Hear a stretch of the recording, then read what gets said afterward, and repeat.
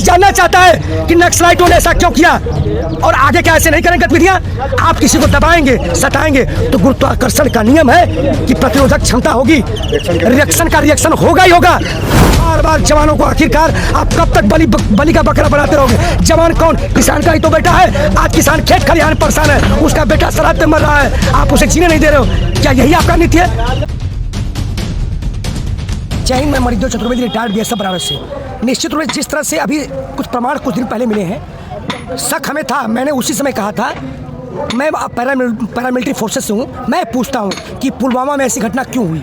जो वाहन चेकिंग के लिए चेक पोस्ट बनाए जाते हैं, चेक पोस्ट क्यों हटाया गया? अगर चेक पोस्ट रहा होता तो चीज़ें पकड़ ली जाती। तो कौन अधिकारी किसके आदेश पर चेक पोस्ट नहीं हटाया गया? मैं भी उसी रास्ते जाया करता था, तो मैंने कहा था कि इसको चेक करिए। अभी मैं मांग करता हूँ सुप्रीम कोर्ट से को चेक करें।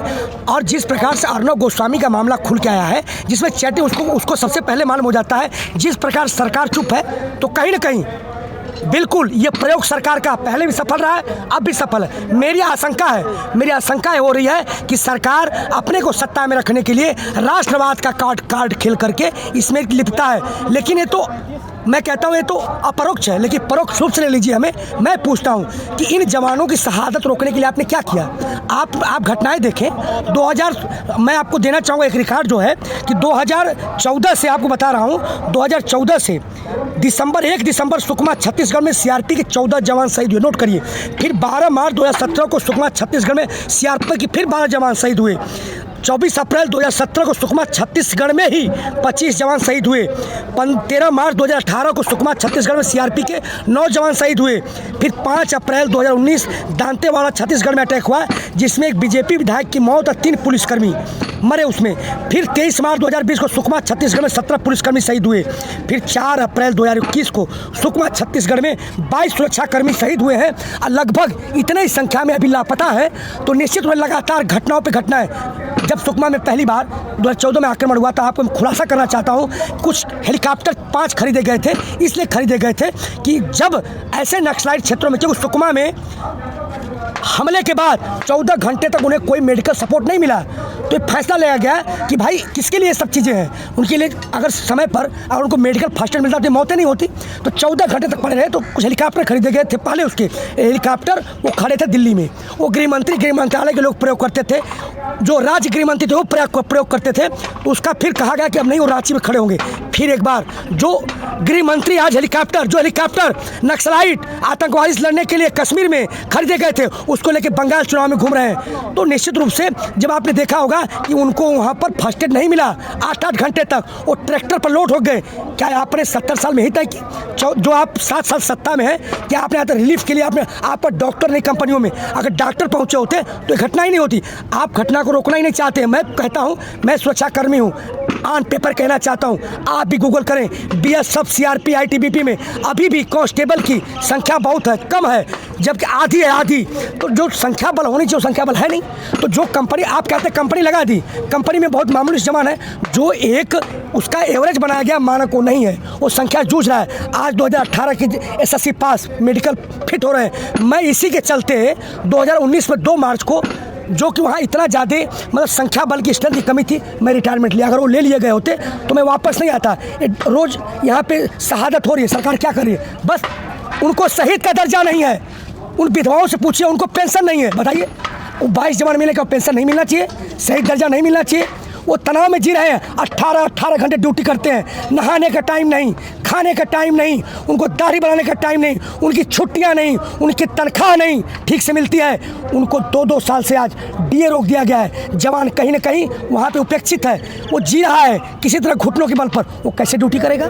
तो कहीं ना कहीं सरकार दोषी है, सरकार से कोई मतलब नहीं है। ये जितनी बार चुने जाते हैं उतनी बार इनकी पेंशन है, लेकिन उनकी तरफ कोई ध्यान नहीं है। ये प्रयोग है सरकार का कि जब भी हम और ये भी हो सकता है किसानों का मुद्दा भटकाने में आशंका है, किसानों का मुद्दा भटकाने के लिए उन्होंने पर अटैक करवा, जिस तरह से गलवान घाटी में होता, चाइना में हुआ था। 26, 27, 28 तारीख उसमें घटनाएं हुई, जबकि उस दीप से सिद्धू का लोकेशन मिला कि 8 बजे वो 25 तारीख को कहाँ पे था? सिंघू बॉर्डर पर, और लोनी होते हुए वो निकला है 27 को सोनीपत होते हुए गया लाल किले पर। तो पूरे मुद्दे को भटकाने के लिए, किसान आंदोलन को और अपने चुनाव में जीतने के लिए ये प्रयोग कर रहे, कोई सहयोग नहीं है। और निश्चित रूप से लाशों पर बैठ करके जवान हो, चाहे किसान हो, चाहे छात्र छात्रों, युवाओं पर, इनके लाशों पर बैठकर इस सत्ता की रोटी सेकना चाहते हैं। जी, उन्होंने तो बोला है कि जो कुछ भी हुआ है, जो भी ये घटना करने वाले हैं उन पर सख्त से सख्त कार्रवाई होगी और जवानों की शहादत को बेकार नहीं जाने देंगे। यक्ष प्रश्न मैं पूछता हूँ, वर्दी अलग है, मतलब CRP, BSF, ITBP, Assam rifle, चाहे सेना हो, चाहे पुलिस हो, होमगार्ड हो, वर्दी अलग है मगर चेहरे का तनाव एक है। मैं पूछता हूँ यक्ष प्रश्न, हर बार यही कहा जाता है कि हम अब नहीं होने देंगे, बदला लेंगे, लेकिन आपको मैंने आंकड़ा दिया है, घटना पे घटना जवानों की अब एक रेशियो है। इसी संसद में कहा गया था अब एक दिन में 3 जवान मरता है। क्या यही आप रोक रहे हैं? हर बार आप निंदा करते हैं। मैं पूछता हूँ घटनाएं होती क्यों है? मैं पूछना चाहता हूँ घटनाएं होती है क्यों? घटनाओं के बाद आप जांच कराते हैं, जांच में क्या होता है मुझे बताइए। पुलवामा का क्या हुआ मुझे बताइए। डीवाईएसपी देवेंद्र सिंह जिसकी कार में AK-47 मिला था, क्या हुआ? मैं पूछना चाहता हूँ अर्नब गोस्वामी में जो चैट लीक हुआ उसके बारे में क्या हुआ? फिर ये घटनाएं बस शहादत देने तक, बस उनके फूल माला फोटो चढ़ाने तक, टीवी के सामने शहीद कहने तक होती है, बाद में कोई नहीं याद करता। अभी भी देखिए जो गोदी मीडिया का चैनल है बंगाल चुनाव को कवरेज कर रहा है। आप जानते हैं इन जवानों के साथ मजाक किया जा रहा है। उन जवानों को CRP, BSF, ITBP, Assam rifle, RPF के जवानों को शहीद का दर्जा नहीं है, उसको शहीद कर रहे हैं आप क्यों नहीं कहते मृतक है? जब मृतक है तो मृतक कहिए। क्यों उनके घर वालों को, क्यों देश को आप यातना दे रहे हैं? उनको आज तक शहीद का दर्जा नहीं है। ये मर गए हैं, इनको पेंशन नहीं है, इनके विधवाओं को, इनके माता पिता को पेंशन नहीं है। ये जितनी बार चुने जाते हैं, MLC चुने जाते हैं, ये MP चुने जाते हैं, ये MLA चुने, उतनी बार पेंशन। क्या यही राष्ट्रवाद है? तो कहीं ना कहीं आज पूरा देश ठगा हुआ महसूस कर रहा है। पूरा देश में हाहाकार मचा हुआ है। न कहीं न्यायपालिका है, न कहीं भी कोई तंत्र है, न कहीं सरकार है। जनता आज रोड पे खड़ी है, जवान हो, किसान हो, चाहे छात्र हो, युवा है, सब लोग तड़प रहे हैं। एक मछली की तरह पानी में से निकाल के फेंक दिया गया है। आप आर्मी में रह चुके हैं, इसलिए मैं आपसे एक सवाल करता हूं कि जो आर्मी के आला अफसरान हैं वो बोल रहे हैं कि जो आर्मी थे वो पहाड़ के नीचे थे और नक्सली पहाड़ के ऊपर थे, इसलिए इनके ऊपर हमला कर दिया नक्सलियों ने। तो अंदरूनी ये मामला है, इसको कैसे आप? मैं पूछना चाहता हूँ कि जो ड्रोन है, जो रडार है, सब कुछ क्या VIP दिल्ली वालों के लिए है? कि जो सुविधाएं, जो चीज़ें नक्सलाइट दुर्गम क्षेत्र में जो जवान उनके लड़ रहे हैं, जो छत्तीसगढ़ में है, जो झारखंड में है, जो उड़ीसा में है, जो कश्मीर में है, उनके लिए होनी चाहिए कि कहाँ होनी चाहिए? मुझे बताइए, अगर ड्रोन लगा होता, आप GPS से निगरानी करते उस रास्ते में, तो पहाड़ पर नजर नहीं आते? मैं पूछना चाहता हूँ किसके लिए ये टैक्स ले रहे हैं आप? आज आप तेल का भाव 33 से बढ़ा के 90 पे किसके लिए? क्या जवानों को मरवाने के लिए? मैं यहाँ पर, अगर यहाँ पर देखिए रडार लगे हुए, अगर रडार से आपके घड़ी की GPS से कितना बज रहा है टाइम देखा जा सकता है। क्यों नहीं? क्यों जानबूझ के मैं तो ये जांच किया जाए? क्यों उस रास्ते से गए? उस रास्ते का ऑब्जर्वेशन क्यों नहीं हुआ? जो CID खुफिया विभाग थी 24 घंटे पहले क्या किया? जबकि वो हजारों की संख्या में थे, उनके पास ऑटोमेटिक गने सब कुछ था, तो क्या सब सो रहे थे? कहीं ना कहीं जवानों को कहीं ना कहीं मरवाया गया है। नहीं तो पहले से खुफिया विभाग क्या काम था? क्या एक दिन में वहाँ हथियार गए? एक दिन में इकट्ठे हुए? आप लगातार 7 साल से कह रहे हैं कि हम नक्सलाइटों को खत्म कर दें। जानते हैं आप बंदूक लगाकर सीने पर बात मनवा सकते हैं, लेकिन दिल नहीं जीत सकते हैं। बातचीत, हल, किसी चीज़ का हल बातचीत के माध्यम से ही निकलेगा। आप गोली से कुछ देर के लिए दबा सकते हैं नक्सलाइटों से, लेकिन समाप्त नहीं कर सकते हैं। आप बात करिए, उनको आमंत्रण दीजिए कि दिक्कत क्या है, पूरा देश जाने, संसद में बहस करिए, खुलेआम टीवी में बहस करिए। देश जानना चाहता है कि नक्सलाइटों ने ऐसा क्यों किया और आगे क्या ऐसे नहीं करेंगे गतिविधियाँ। आप किसी को दबाएंगे, सताएंगे तो गुरुत्वाकर्षण का नियम है कि प्रतिरोधक क्षमता होगी, रिएक्शन होगा ही होगा। इसका ये असल समस्या का समाधान नहीं अगर होता तो आपको आंकड़ा मैंने दिया, कम से कम एक दिन में 3 जवान मर रहा, मरे नहीं होते, आप समस्या का समाधान कर देते। यक्ष प्रश्न है बार बार क्यों?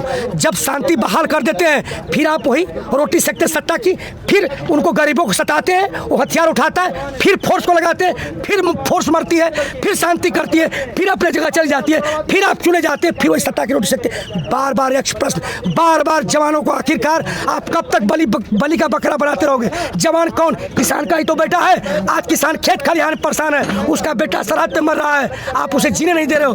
क्या यही आपका नीति है? कहीं ना कहीं जब स्त्री या पुरुष जन्म लेता है तो उसका अधिकार बनता है, ह्यूमन राइट कहता है सरकार जो अपना जीवन यापन सुखमय आनंद पूर्वक बिताए।